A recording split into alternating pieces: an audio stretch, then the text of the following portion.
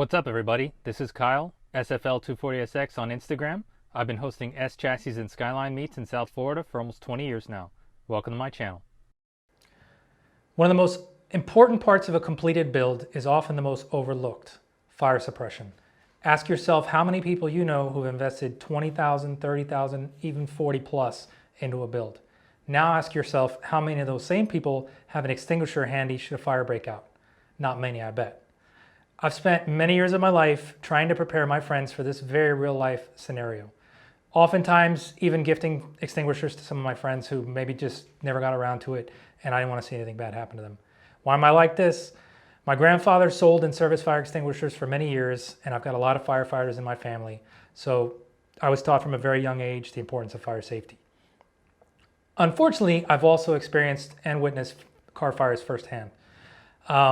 Back in 2000, a friend of mine asked me if I could take him for a ride to the airport and drop him off and then take his car back to his house.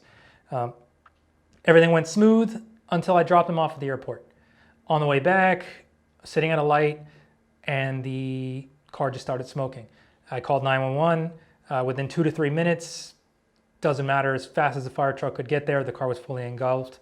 Nothing we could do. Sadly, the car was a total loss. I had to explain to him what happened. The firefighters would later determine the fire was electrical short from the brand new battery recently installed, which was just shorted. The car, he ended up getting a new car with the insurance money, and it was always good. The experience taught me two different things: no good deed goes unpunished, and you have about 10 to 15 seconds from the initial fire starting before it gets out of control to where even an extinguisher isn't going to stop it. After that day, I was a firm believer in always keeping an extinguisher in my car and trying to get all my friends to do the same. Sadly, this would not be the engine fire that I would witness last. Fast forward October of 2013, I'm at an SFL240SX meet, hanging with a few friends, all of whom I had told several times, please keep an extinguisher in your cars. One of my friends was showing me the electric fans that were recently installed on his SR20 DET powered S14. The wiring did not look very clean. He said he was going to work out over the weekend. I left it at that. It didn't look good. I was a little worried about it, but so be it. Nothing I could do, not my car. We hung out for a little bit longer, took some pictures together, and then we all headed our own ways home. About 10 minutes, 15 minutes after I pulled the car in the garage, I got a phone call from another friend that was there with us, frantically explaining our friend with the S14 was on the side of the turnpike. Car was fully on fire. I asked if he had any extinguishers with him. Sadly, the answer was no. I quickly grabbed two that I had with me, threw them in the passenger seat, and drove over to the scene as fast as I could. Upon arrival, there was an FHP keeping people back as the car was fully engulfed from the fire well forward at this point. Nothing we could do. The two extinguishers I grabbed were no match for this level of fire, nor was the officer going to even allow me to come anywhere near it. All I could do was pull over and watch as the car burned. When I walked over, I gave him a hug, gave him condolences. He looked at me, said, I should have listened to you, had an extinguisher with me in the car. So be it. A few minutes later, the fire truck arrived, put out what was left of the car, and I took some pics of the aftermath. For those of you with carbon fiber or fiberglass hoods, this is what happens to them in the fire. They basically melt and they're kindling. The very next day, I had multiple friends run to buy extinguishers for their cars. As far as types of extinguishers, there's a few different types. The most common is going to be your ABC powder. These are found at places like Home Depot, Lowe's, and are pretty affordable at 25, 50 bucks. Companies like Kidd make these. They'll put on an engine fire, but the chemical powder will fuse to just about anything it touches, leaving a white, nasty paste-like residue that's a nightmare to clean up, highly corrosive, and if you don't remove it right away, you're gonna have a bad time. If this is all you have available, just go ahead and use it, keep it in the car, it'll do the job. You're just gonna have a nasty cleanup after. Another option, and the one I personally carry in my S14, is a 2.5 pound Halotron style.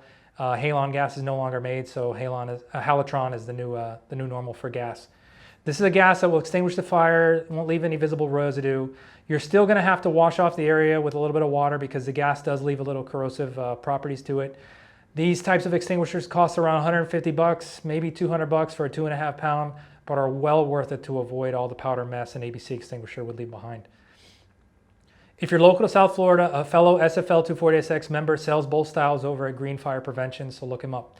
Good guy, he'll give you a good price. For my SChassis family, you can head over to streetfaction.net to buy a very affordable extinguisher mount that bolts right up to the factory seats. This is what I use in my car and it works great. And no, this was not a sponsored post. Regardless of which style or size you can afford, please just carry something and make it accessible.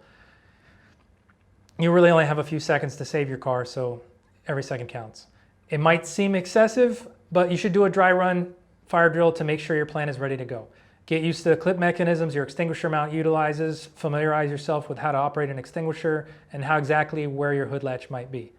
Depending how far along the fire is, it might not be safe to even open the hood. It could just feed oxygen to the fire and flash you in the face, so every situation is going to be different.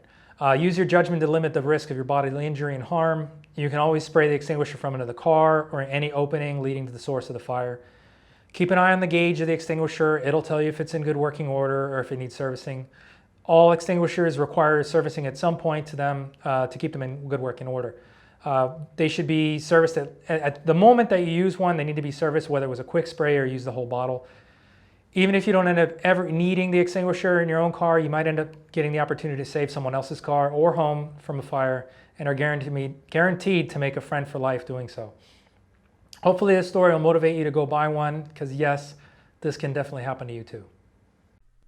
Thanks for watching. Please subscribe. For daily content, follow me on Instagram at SFL240SX. I'll see you in the next video.